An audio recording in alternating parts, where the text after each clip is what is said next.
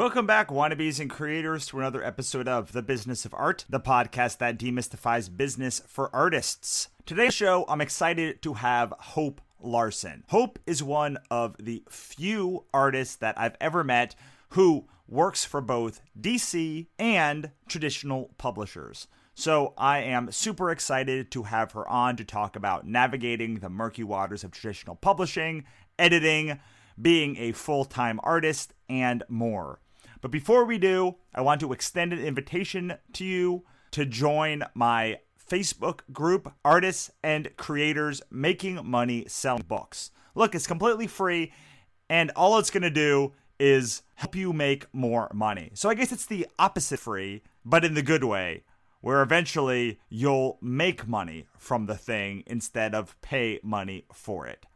So head on over to writingandsellingcommunity.com and join our group today. It's free. The people are cool. We've got over 500 members, and we would like you to be one of them. All right, with that being said, let's get on with the show. Take it away, Hope. Tell us what you're passionate about these days. Right now, I'm pretty passionate about more commercial storytelling.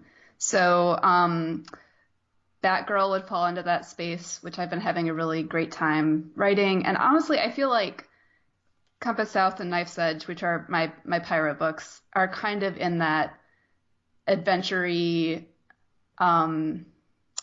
easily digestible space. So that's the kind of stuff that I'm excited to make right now. Okay, so just to back up a little bit, I got on this track after doing Wrinkle in Time. And I was hearing from a lot of parents and I guess friends of children that A Wrinkle in Time was the first book a lot of kids had read on their own. So reluctant readers, kids who had a really hard time just reading books at all, were connecting with this book. And I wanted to make more stuff that was fun and exciting and filled with adventure that kids who felt shut out by reading would be able to connect with. So that's what I'm passionate about, and that's what I'm excited to be making right now. Yeah, I'll say, as someone who read your Chiggers book and other a little bit older works of yours, and then someone who's read Wrinkle in Time, Compass South, The Batgirl, it does feel a little bit like Wrinkle in Time was like a transition to like a much more not that there wasn't a through line or story in Chiggers, but like much more like developed 3-act structure. Yeah, I mean, the other thing that happened was that I really went back and basically learned how to be a better writer and learned how to make stories propulsive and exciting. Because I didn't study writing ever, not in school. I went to art school, so I studied printmaking and figure drawing and stuff like that. And I'm completely self-taught in the writing aspect of things. So what did you do in order to sort of learn the writing skill? I read a lot of articles online, and I read some books, and I listened to some podcasts. There used to be a great one, and it may still be around. I can't remember the name of it, but it was with screenwriters, and they would sit down with the screenwriters of different movies and just really break down the process of writing those things. And I learned a whole lot just from listening to that. I also, when I was going through this whole process of learning how to write more commercially, was living in Los Angeles and just made friends with a lot of writers, screenwriters, YA novelists, people like that in LA. Film Crit Hulk is a good friend of mine, and he's been really helpful in sort of mentoring me almost and helping me figure out the weak spots in my writing and how I could address those.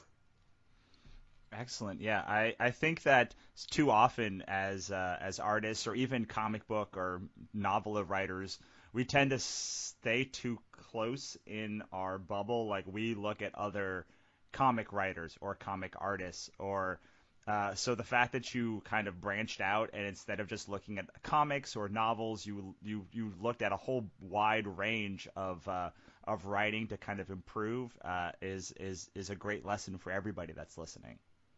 Oh yeah, I'm always learning. I'm always looking for new tricks that I can use in my own work.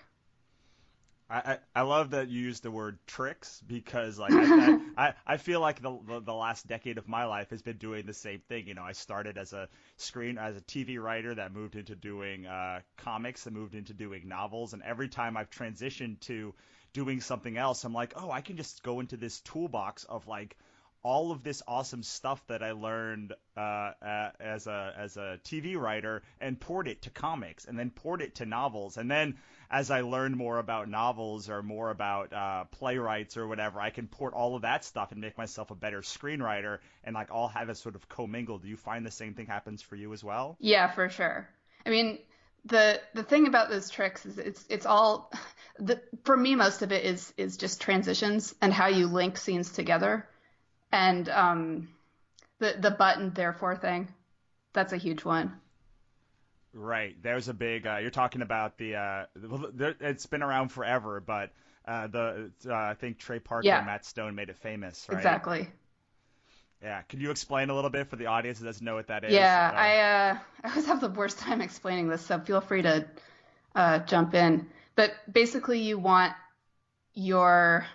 you want your scene to end with either a well, or I guess okay, let's see. Sorry, backing up. You You wanted to make sure that at the end it goes, and therefore this happens, and therefore this happens, and therefore this happens, instead of just being like you either want your scene to end with your characters having a clear direction into the next scene. For example, they're going to a new location to accomplish whatever, or you want the scene that follows it to subvert that. right. Yes, that's a really good explanation, and I promise I'll link the much better, more thought out, thorough explanation that Trey and Matt had in the comments to this section. Because they explain it in like 5 minutes, and I was like, oh my God, that's everything that I want to say when I talk about but therefore, and just can't get Yeah, it. it's such a simple idea, but so hard to get across somehow. Right, exactly. And but what they do amazingly in that is they just use how their stories at how South Park works are different than how all other comedies work, and you're like, oh my God, that is totally different. I never even noticed that because it like underneath all the dick and fart jokes, there's like a real story Yeah. structure thing there. Yeah. And anyway, it's like I feel like I've just been racking up a whole bunch of little tricks like that. And the thing is, they just work. You kind of, when you first start applying this stuff to your work, you feel like you're pulling one over on people a little bit. But those are just the rules of storytelling. It's just how it functions. Right, and you have to know the rules to like kind of break the rules or to know what rule to use in a specific place, Exactly. right? I mean, I have drawn a book before, but I am not an artist, and I assume it's probably similar to when you're drawing a book as well, right? Where like everyone looks and goes, "Oh my God, that's incredible." And it's like it's really just like 3 lines this way, but like you keep telling me it's Yeah. incredible. That's what I Yeah. want. So can we talk a little bit about your history and how you got up to this point where you're now writing? You're now writing and working with DC. You're doing more commercial books. I would just love to hear a little bit about the backstory from like art school, let's say, to now in a couple of minutes. Sure. I've been a comics fan for most of my life. I really first got into comics when I was 7, 8 years old, and my dad is a professor, and he moved the family over to France for a year when I was 7 because he was on sabbatical and translating this book. And my parents thought it would be a great experience for me and my brother to live in France. So we didn't know any French, my brother and I. My parents knew French. They just kind of tossed us in the local village school, and we had to sink or swim, which I think is a good experience to have. And when you're that age, you sort of just roll with it. But anyway, France has a huge comics culture, and my parents were willing to buy me lots of comic books because they helped with my French comprehension. So I got to read a ton of Tintin, Asterix. They had My Little Pony comics, which were very different from the ones that we have now. And I just read all of that stuff. then when we came back to the US a year later, all that was really available was superhero comics, and I wasn't into those at the time. So I kind of stopped reading comics until high school. And then I discovered manga and became a huge manga anime nerd. And then I got into indie comics from there. So I was reading like a lot of Dan Clowes and Chris Ware. That continued through college. I was mostly reading comics at that point. I was making very artsy book arts projects in art school at the School of the Art Institute of Chicago, but they weren't really comics. So the way that I actually got into making comics was that Scott McCloud found my online portfolio of illustrations and stuff that I was pretty much doing for fun for myself and for my friends. And he encouraged me to start making comics. And it just, he encouraged me on his blog, which opened all of these doors right away.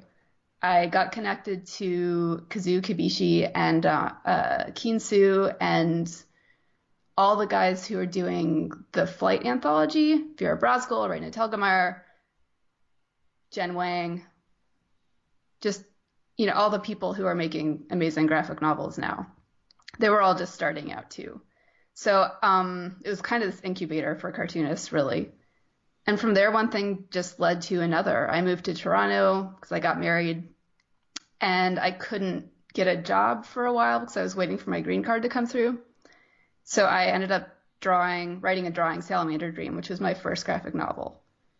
And once you make a graphic novel, it's sort of one thing just leads to the next.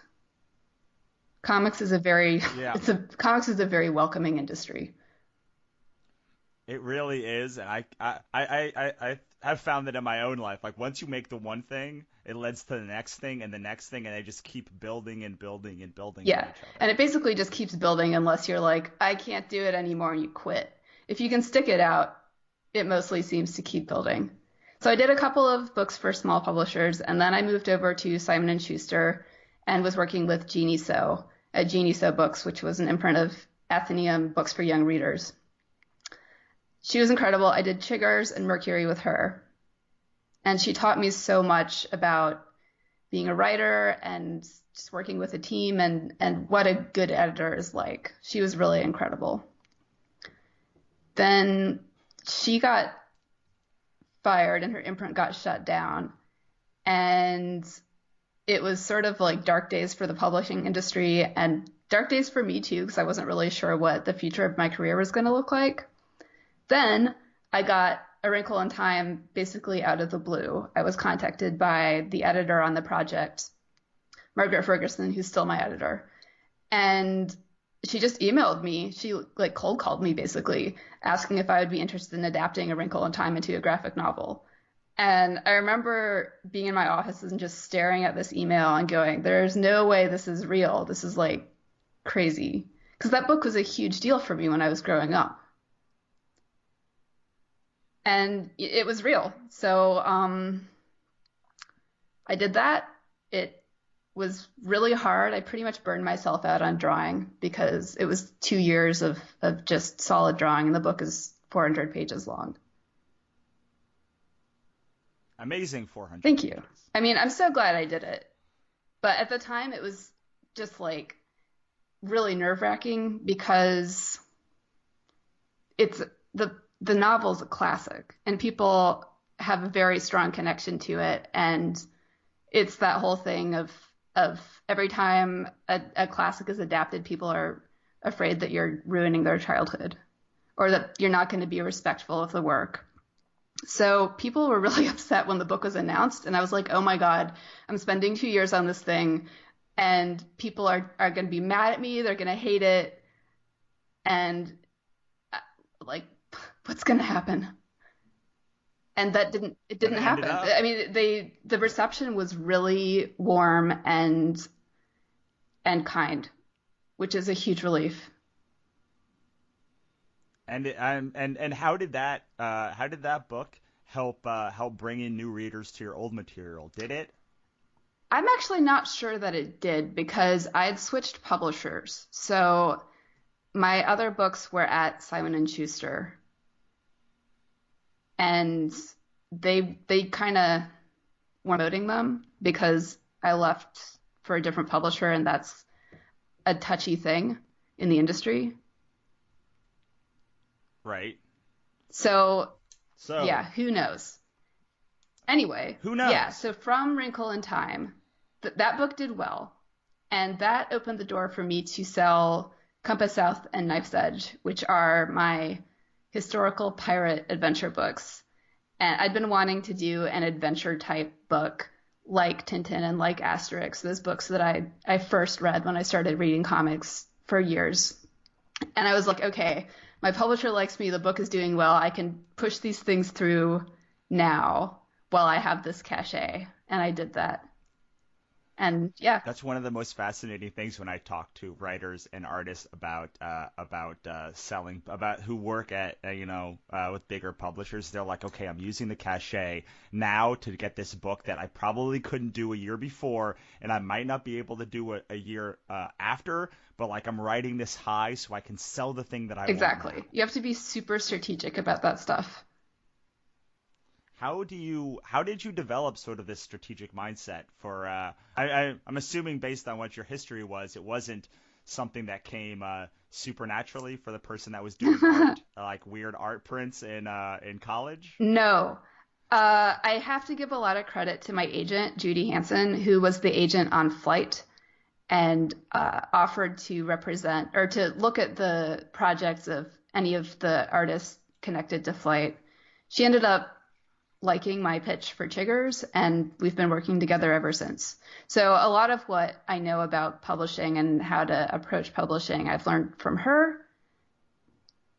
That's pretty much it. And, you just sort of get a sense for it after you've been around for a while. And you pitch stuff and it doesn't sell, and you're like, but I thought it was good. And then you sort of start to understand what the market wants and what publishers want and what editors want.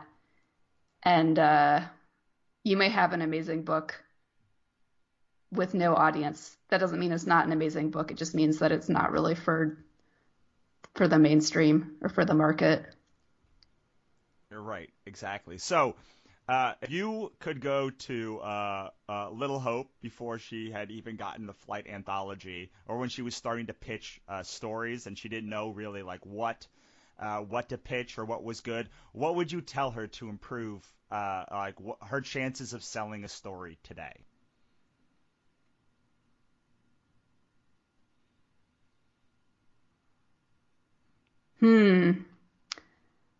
Is there like one big takeaway that you've improved over the past, like, I don't know, 20 years of doing pitches that like you're really like, okay, if I was gonna pitch a project today and I had to tell Hope from her first pitch like what she definitely shouldn't do, what would that be?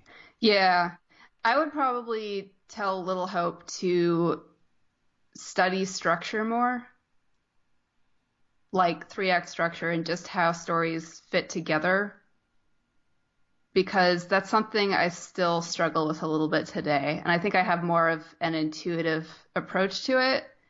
And I kind of wish that I'd spent more time breaking stuff down earlier on. Is that feedback that you had gotten from editors, or just something that you'd learned from hard No, experience? just from experience mostly. And okay, so let's go back for a second to the Flight anthology. Okay, Mm-hmm. so you got did you pitch a story to them, or what? How did the process of getting into this anthology work? We had a message board, and all of the writers and artists, and I think it was basically cartoonists. I don't know if there were actually writer-artist teams on that book. I think it was all cartoonists. There was a message board, and we posted our ideas and roughs. And I don't know that there was ever really a point where we were pitching them. It was kind of just like, I'm doing this. And everybody would just be supportive. So were you like invited in, and then it was basically like free reign to do whatever you wanted to do? In my memory, that's what it was like. Yeah. It was a long time ago. Well, the reason I ask is that a lot of our audience is trying to get into doing anthologies and either creating their own anthology or trying to pitch to other people's anthologies. So I'm always curious for people that have worked with anthologies, like what was your experience in that anthology, and if you could go back and do it again, is there something that you would do differently? My experience with anthologies has usually been the editors are so grateful that people are even getting their work in, getting their pages in at all, that you pretty much have carte blanche to do what you want. But I don't know. Is that what it's like for other people? Well, I mean, as an editor of an anthology, I can say that I was so excited that people got their pages in on time that I did give them carte blanche to do just about anything as long as they got the pages. I only had one rule, or two rules. Like your thing has to have monsters in it, and it has to be in by this date. If you can get Hmm. those two things in and no like sexy time things, like keep it like you can do a hard R but no sex. Like you can do those three things, like your thing will run because Yeah.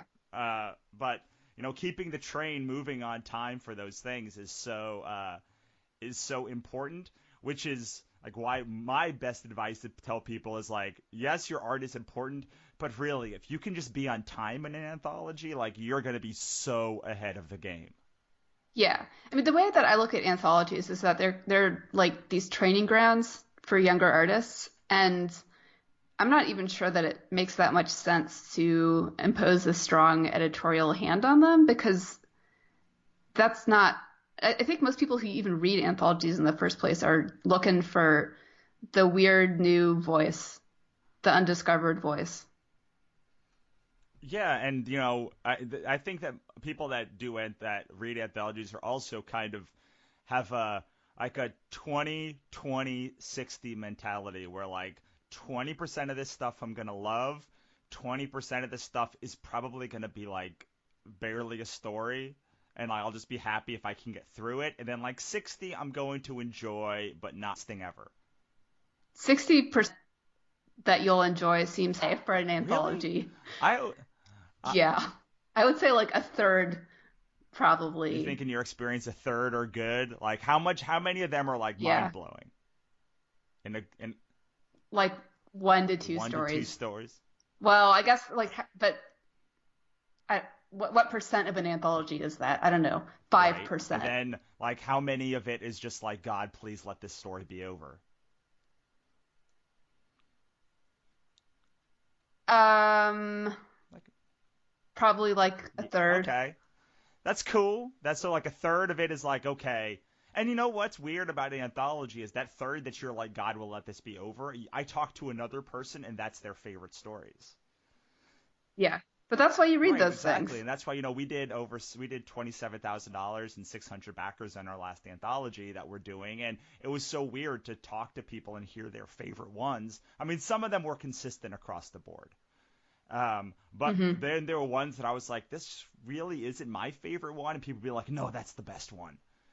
I'm like, oh, cool. I'll be like, that's my favorite one, and they'd be like, oh, that one, like the eye roll, and they wouldn't even like do the eye roll. It'd be such a big eye roll that they had to actually say it out loud. So that's I don't know how we got to this tangent of anthologies, but since we both have done anthologies, I guess that's just where the conversation goes. Okay, Yeah. so can we talk a little bit about DC for a second and how that happened Yeah, and absolutely. how Yeah. I like. I don't read DC comics. I don't read Marvel comics either, but I bought one trade in the past several years of DC, and it was Batgirl Beyond Burnside. I Woo, was the thank only you. thing that I bought from DC in years, so and it was great. So can you talk a little bit about how Thanks. you moved from working on like a traditional book publisher to working at DC? Yeah. So pretty much what happened was that I was introduced to Rebecca Taylor, who is one of my editors on Batgirl. And we had lunch and we kind of hit it off. And I was invited to pitch a short story for Gotham Academy yearbook. And that went really well. So from there, Tay and Mark Doyle, who is the head Bat editor, invited me to pitch on Batgirl for Rebirth. And they had an idea for Batgirl taking like a backpacking trip and going overseas. And I was like, that sounds really cool. So I wrote a take based on that and sent it in, and they went for it. That's pretty much the story. But it started in a very in kind of the way that most of these pitches go, where like you pitch to the yearbook or whatever the anthology is at the end of the year. Seems to be a pretty traditional way that DC and Marvel find new talent.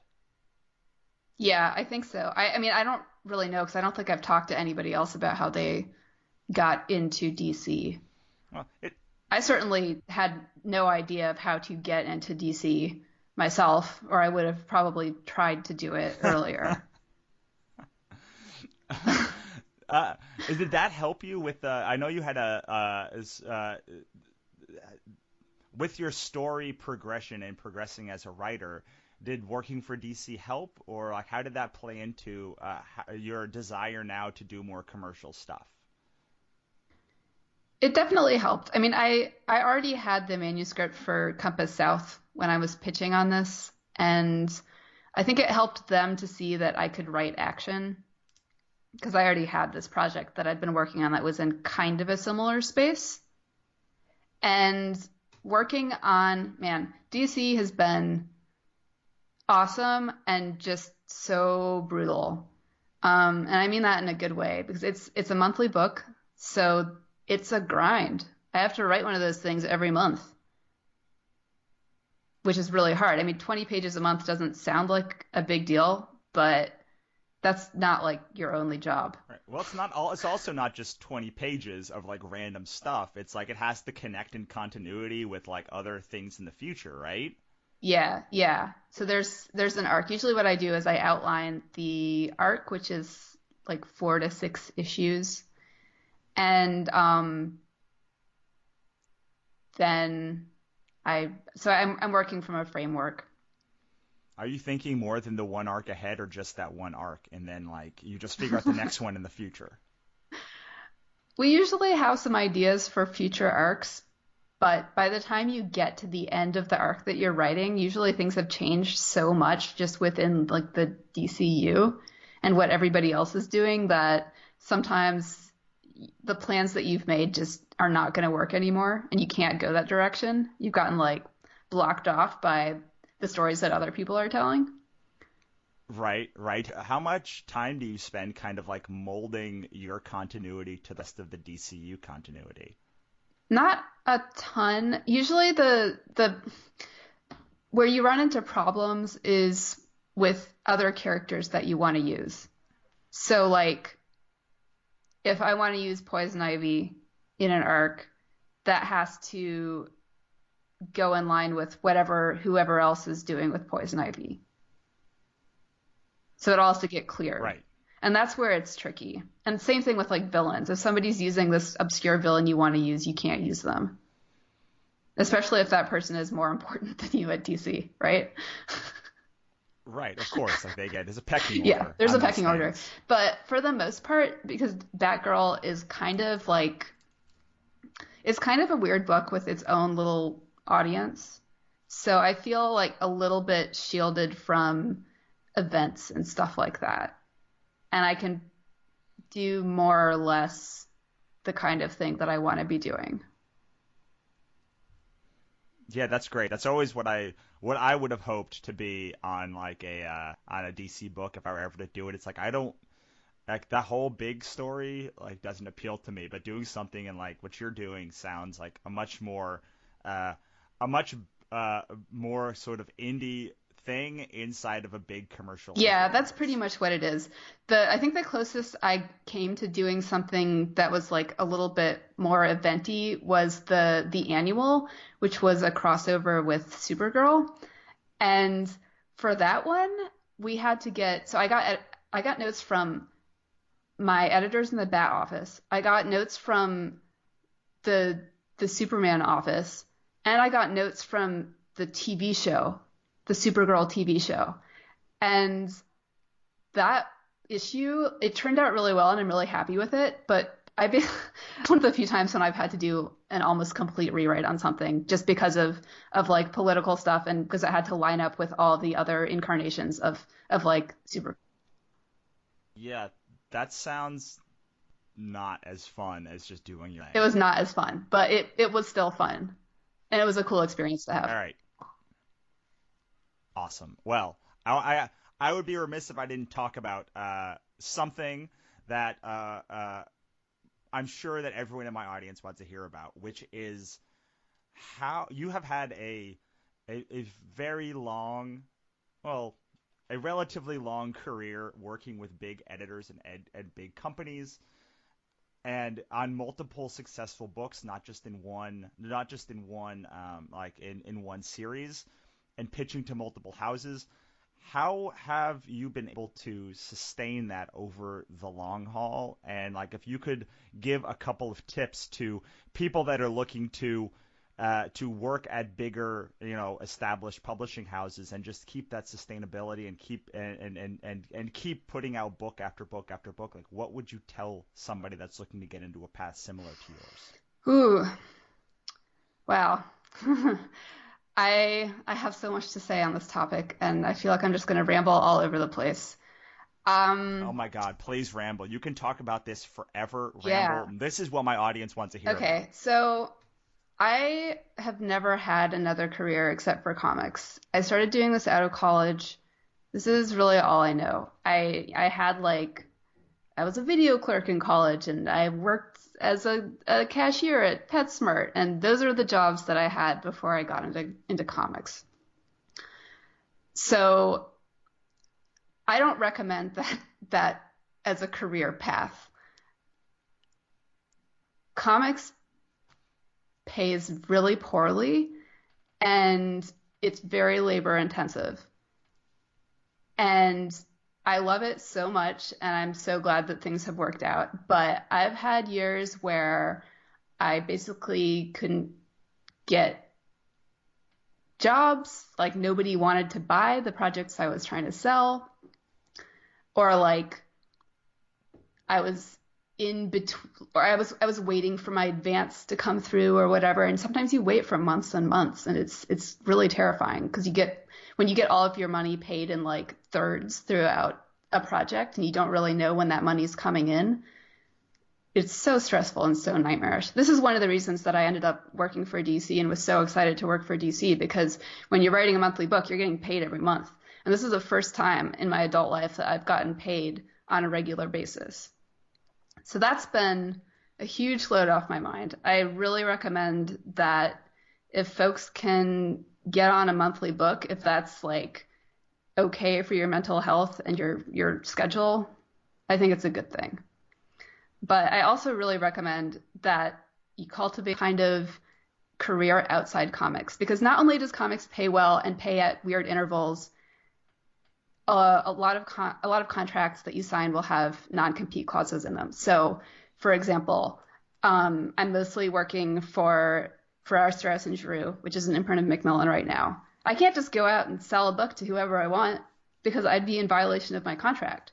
That becomes a problem when you're doing a book for your publisher and you don't have enough money to get by, but you can't do the thing that is your job, which is writing books, because you can't sell a book to anybody else because you'd be violating your contract. So you really need an alternate revenue stream. So, um, I want to keep talking yeah. about this, but could you explain a little bit about paying in thirds for people that may Oh, not know how yeah, this sure. works? Usually when you sell a book, you get paid a third on signing. So when you sign the contract. And by the way, on signing can be quite a while after you do your like handshake deal to sell the book. You may have this book and you submit it to the publisher and the publisher's like, yeah, we want it. But then it may take like 6 months, 8 months, a year to actually sign that contract. And you're not getting paid until after that contract is signed. Lawyers and agents have to do all that negotiation. So you get a third on signing, a third on delivery of the script, usually is the way that it is in my contract. Yours might be different. And then a third on delivery of the final art. So you're getting 2/3 basically while you're working on the book, and 1/3 after the book is completely finished and into the publisher, which is scary, right? Yeah, because the drawing of the book is like 2 years of time, right? Could be. Yeah, could be. It could be longer, it could be less. And more and more I'm working with other artists at this point. So take the advance, cut it in half. Or, like I pay my agent too. So take the advance and take And lawyer away 10 or fees. 15%, then cut what's left in half. Yeah, plus taxes. Yeah, you see very how the advance that may look like a not bad advance gets whittled down to almost And it has to nothing. last you for like The however however long long it takes. it takes you And to one make thing that the I book. learned recently was like I was talking to my friend who works for Random House about how I was like, okay, so how many revisions did they get? And he's like, what do you mean? And I'm like, well, like when you sell a script, they get like 2 revisions and then they pay you more after a revision. He's like, oh, they just like however long they want, however many revisions that they ask for. And Yeah, however many yeah, it takes. I would say like 10 that is over the that course is of a a book. crazy amount of revisions for some. Like again, I live in LA. I know you lived in LA. So most people that I know for a long time have been screenwriters or comic book people. Comic book people are used to like self-publishing often, and Hmm. script people are used to being like I do 2 revisions and then they pay me every other revision. So like they pay me or they like tell me to go screw off. And then my friend who just moved from like doing screenwriting a lot to doing novels a lot was like, yeah, they don't do that. They just are like, here's the money, and like eventually like it'll go out, I guess, if we like it enough. Yeah. That is insane to me. Yeah, but you have to like look at it this way, which is when you're a screenwriter, you're hired to do a job, right? But when you're making a book, you're making your book. You're like the director and the producer and the screenwriter. And you're making the thing that you want to make, not really the thing that the publisher or the studio wants to make. Hopefully. And hopefully you get residuals or royalties on that into the distant future once it's done. Yeah. Most of my books haven't earned out. I think that the pirate ones will. Wrinkle in Time has earned out, and now I get money from that a couple of times a year, which is cool. But none of my other books have earned out.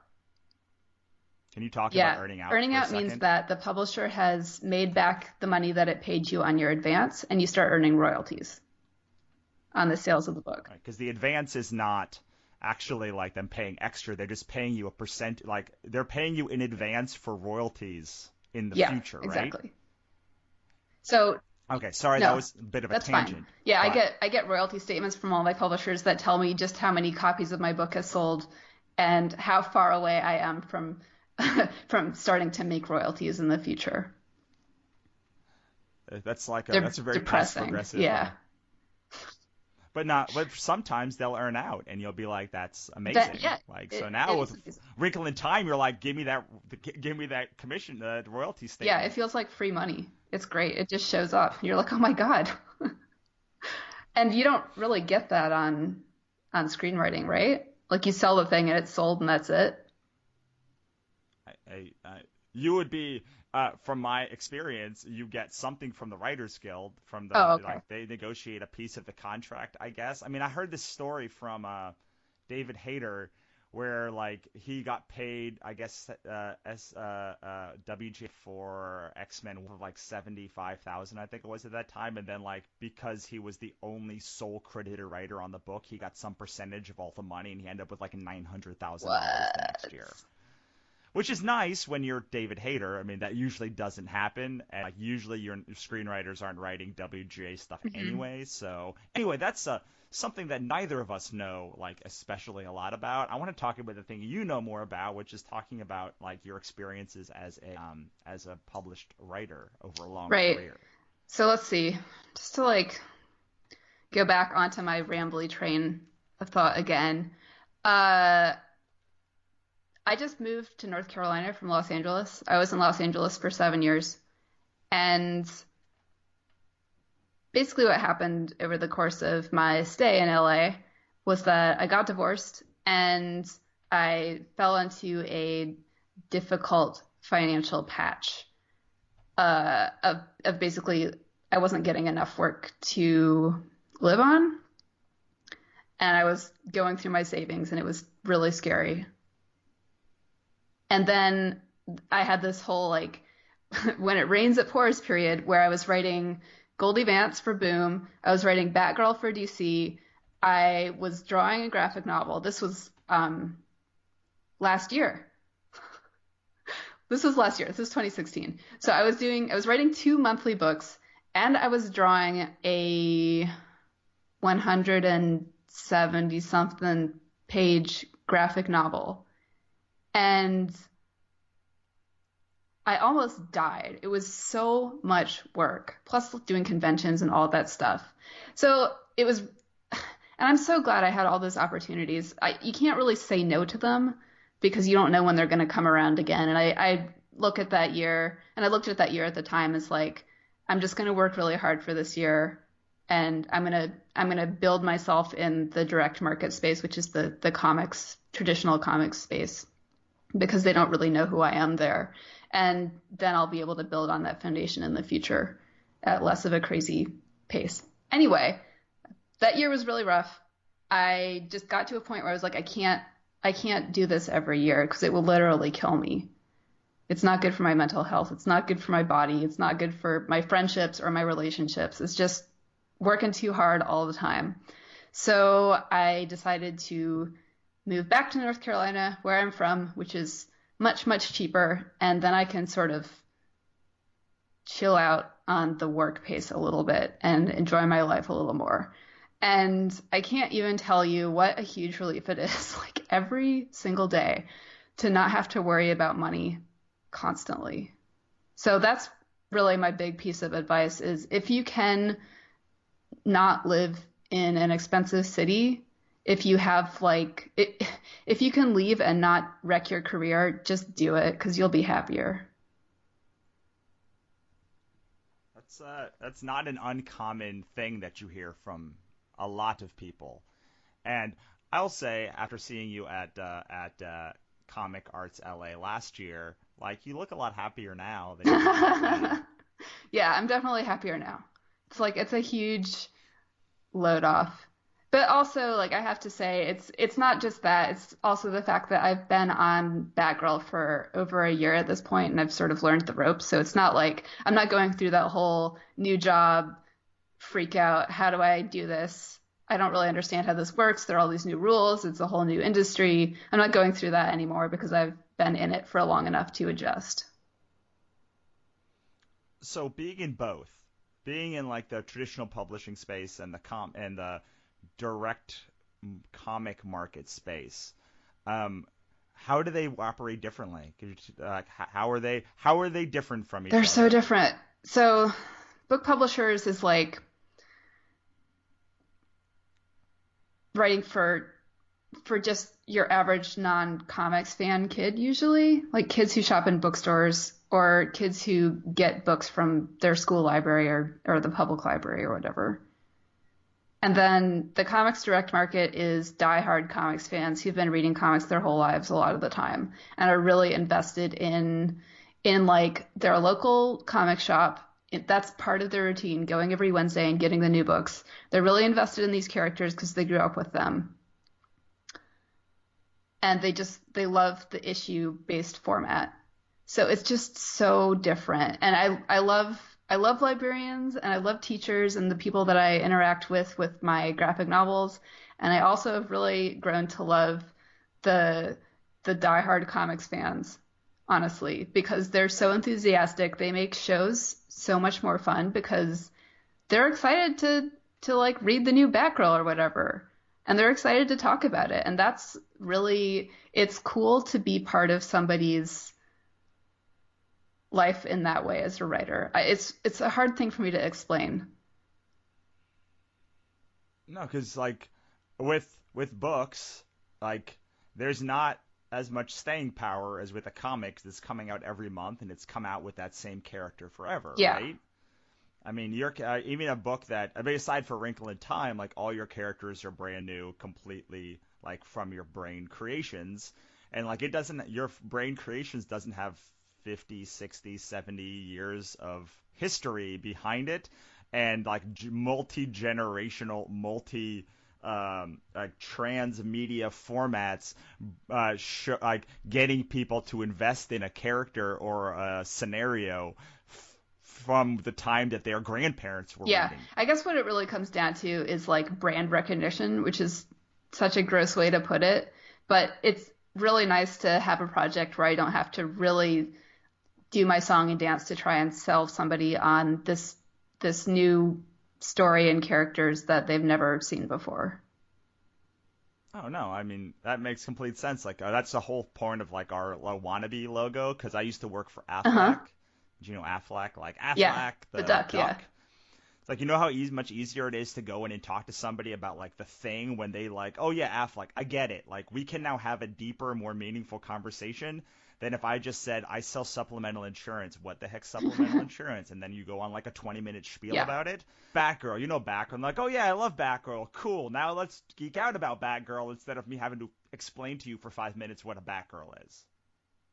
Yeah, exactly. And it's been like really great to be working on that book when I go in and meet with people in the film and TV space because they know what that is, and I can say, "Oh, I write Batgirl," and a little light goes on in their eyes, and then we can have a conversation because I'm a legitimate person suddenly. Right, of course. I mean that's well, I mean, not to get back into movies and TV, but that's all about like That's fine. That's all about All brand roads lead recognition. back there, It's right? like the minute that you've sold a thing, it's like I sold that thing, and they're like, oh, well now we'll all meet with you, and you're like, it's the same fucking story that I just was trying to pitch to you for 10 years. And the only difference is Yeah. that that thing now sold, so now I can sell you this thing. Yep. Okay, so I would love to talk with you forever, but I know that your time is valuable. So how about we talk a little bit about what is coming next from you? Oh, let's see. So next up is Knife's Edge, which is the sequel slash part two of Compass South that comes out at the end of June. So I think June 29th, something like that. I will be at Heroes Con on the Saturday of the show if you're happening to go. Rebecca Mock will be there the whole time. She's the artist on Compass South and Knife's Edge, and we will have copies of the book. So that's the next thing.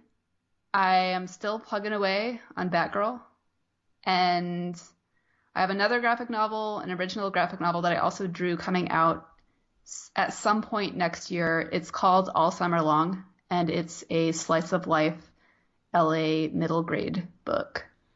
And I also have some stuff I can't talk about, which is really exciting. So stay tuned. Yay! Yeah, Yay. I was confused at Compass South when I went to the end, and I was like, wait, it doesn't end. Like, what's up with this, Hope? Like, where's the next thing? Like, this ain't a comic. Like, but I was like, I want it now, so I'm very excited. I really enjoyed Compass South, and I'm looking forward to Knife's Edge. Is there a one? Well, can you not? Maybe that's something you can't talk about. But like, do you intend to continue it past the second one?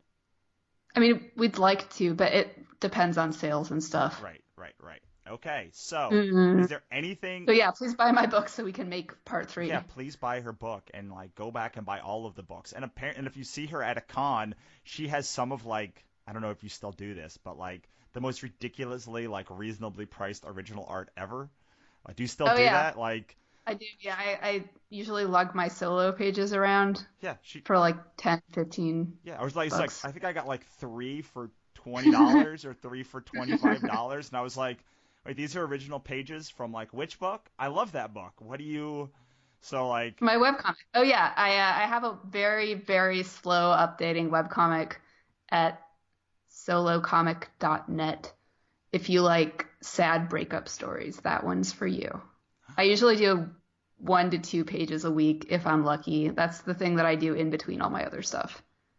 awesome. And wait, you have like the best Instagram or Twitter handle. I forget what it is. It's like Despair Larson. Despair Larson, because it's like the opposite of hope. Like, Yeah, somebody else has Hope Larson, and she won't give it up. So I like Despair Larson better. yeah. Okay, so do you have anything that you'd like to talk about that I haven't asked you about yet? I don't think so. I think we covered it pretty well.